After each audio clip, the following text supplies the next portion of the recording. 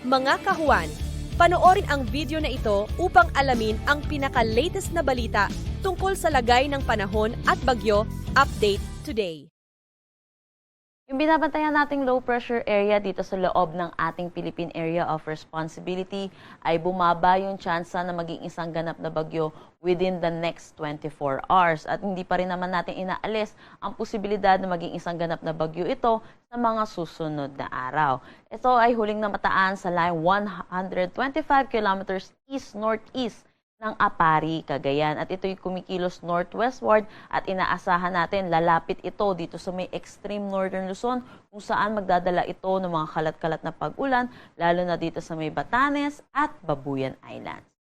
Ngayon, patuloy pa rin naman ang pag-iral ng southwest monsoon o ng habagat lalo na dito sa may central Luzon, southern Luzon, Visayas at Mindanao. Dulot po ng low pressure area at southwest monsoon, naasahan natin malaking bahagi ng ating bansa ang makakaranas ng mga pag-ulan ngayong araw at sa mga susunod na araw.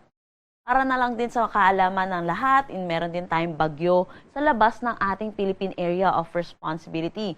Sa ngayon, ang kanyang kategory ay tropical storm at meron itong international name na Moon. Huli itong namataan sa line 2,500 kilometers east-northeast ng extreme northern Luzon. Kung makikita natin sa satellite image natin, malayo ito sa atin at wala na sa labas ng ating Philippine Area of Responsibility. Kaya wala itong direktang epekto sa anumang parte ng ating bansa. Kaninang 5 a.m. may nilabas tayong weather advisory para sa magiging posibleng ulan na dala nitong low pressure area at ng southwest monsoon. Kung makikita natin dito sa ating mapa, meron tayong mga color yellow na areas at ito inaasahan natin ang 50 to 100 millimeters of rain.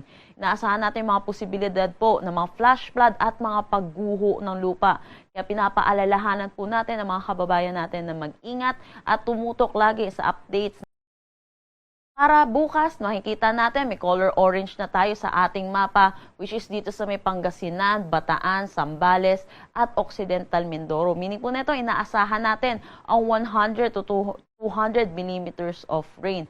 Pero meron din tayong mga color yellow or yung mga 50 to 100 millimeters of rain. Dulot pa rin ito ng southwest monsoon at low pressure area.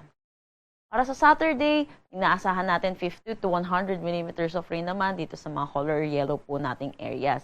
Dahil po dito, pinapaalalahanan po natin lalo mga kababayan po natin dahil sa mga susunod na araw ay inaasahan pa rin natin ang mga tuloy-tuloy na mga pag-ulan, kaya mag-ingat po tayo lagi.